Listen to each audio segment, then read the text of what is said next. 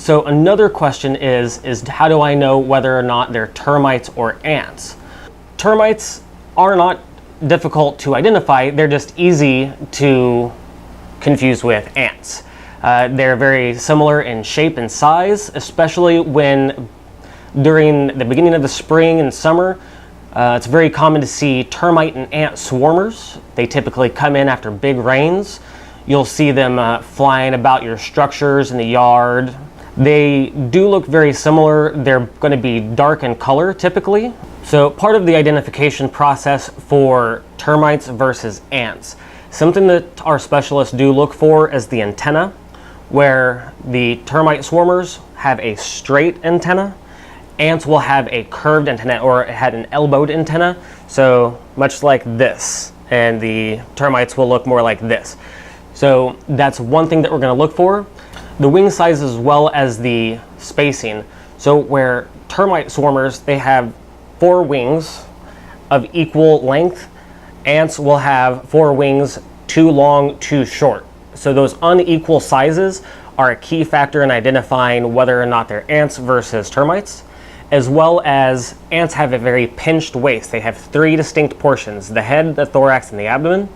With termites, they just look long and skinny. They have a very broad waist, so they do not have 3 distinct parts. They have 2 distinct parts. It's easy to show that they have a head and then just what looks to be a long body.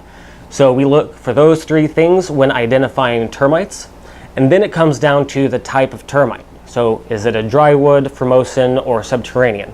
So once again, those are the key factors in diagnosing or determining whether or not, one, is it an ant versus a termite? And then we get into what kind of termite is it and the best treatment method. Now, on the other hand, with ants, if it is an ant infestation, in the greater Houston and San Antonio areas, we have a very, very wide variety of ants. So once we've determined, one, is it an ant or is it a termite? If we need to treat for ants, we need to determine the species of ants, and that'll determine the treatment method.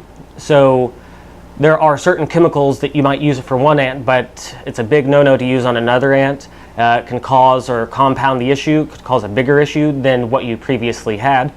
Some ants' defense mechanism is to, if they sense danger, so in this case, if you're misapplying a chemical or using the wrong chemical, their defense mechanism is to break apart into multiple colonies.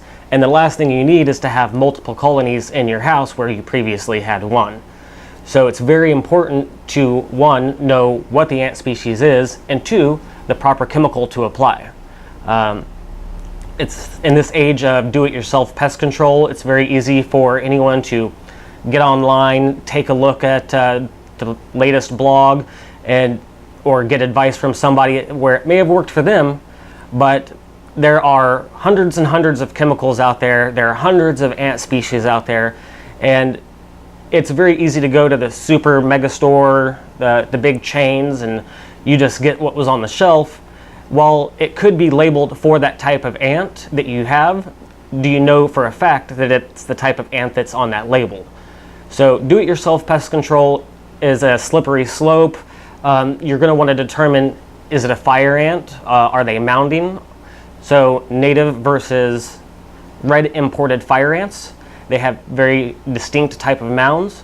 One that everyone's very familiar with is the large fire ant mounds, whereas native fire ants, they do not create those large mounds. So you want to be careful when determining what you're treating for and how treating. It's best to determine the type of ant being treated, just be certain. So make sure that you're looking up the correct terminology. So red imported fire ant, native fire ant. So the treatment methods for, say, tawny ants versus red imported fire ants, or just regular fire ants, is going to be very different, as well as treatment methods and location of the nest or colony for carpenter ants. Carpenter ants nest up high where it's very dry.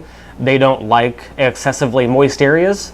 Carpenter ants do not actually eat the wood, they destroy the wood in the process of making or building the area for their colony or nest.